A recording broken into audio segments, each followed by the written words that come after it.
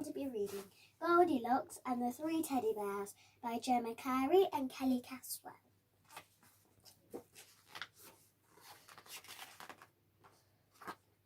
Once there was a little girl called Goldie who had three favourite teddy bears.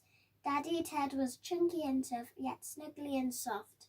Mummy Ted was the fluffiest of all, but she didn't stand any nonsense. Teeny Ted, meanwhile, was very naughty. He never sat still and was always falling over.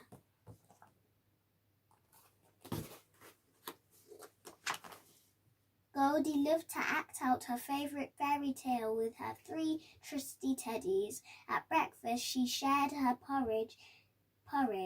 Too hot for me, she pretended, offering her spoon to Daddy Ted.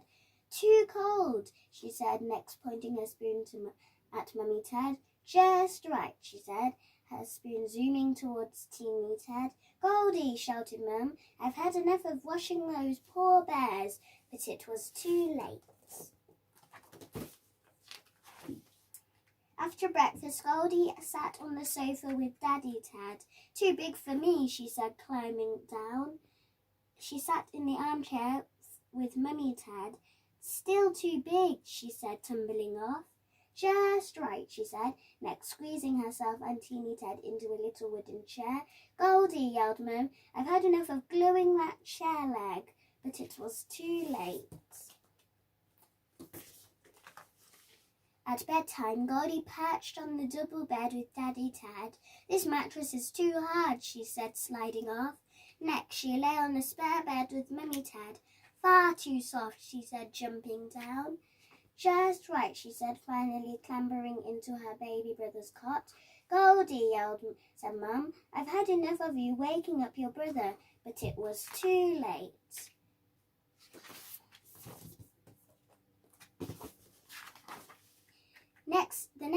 Next day, the front door flew open. I've had enough of you playing indoors, said Mum. Goldie stomped outside.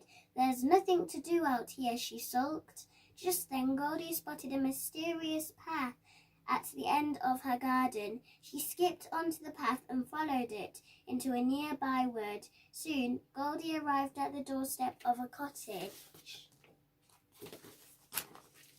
How cute, said Goldie, stepping inside. In the kitchen, she found 3 bowls of steaming porridge.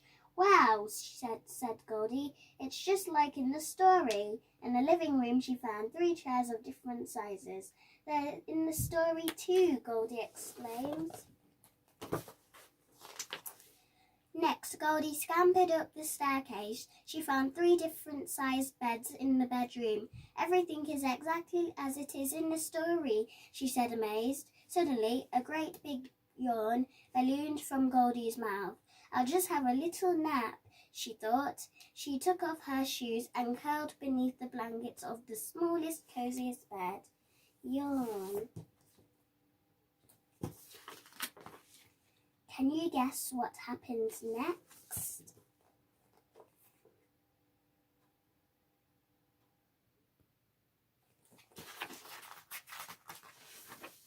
Hello, Goldilocks, said Baby Bear. We wondered when you would come back. Goldie looked puzzled. You mean I'm the girl in the story? Of course, said Baby Bear. Thanks for not breaking my chair this time.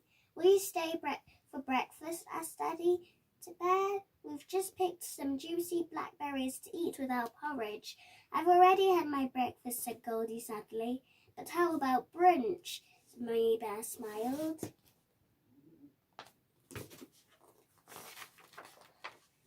Goldie and the 3 bears chatted happily as they went downstairs. They poured a 4th bowl of porridge and sat around the table. Bleh, splat Baby Bear. It's cold, squealed Mummy Bear, snatching Goldie's bowl. Can we have pancakes? Asked Baby Bear. Wonderful ideas, said Daddy Bear. Blackberry pancakes. So he cleared away the bowls and fetched his frying pan. After her 11th pancake, Goldie decided she should probably go get home for lunch. She thanked the bears, then skipped along the magical path. From then on, Goldie told everyone to call her Goldilocks. she was the girl from the story after all. At breakfast, she refused to feed her teddies porridge. Instead, she asked for blackberry pancakes.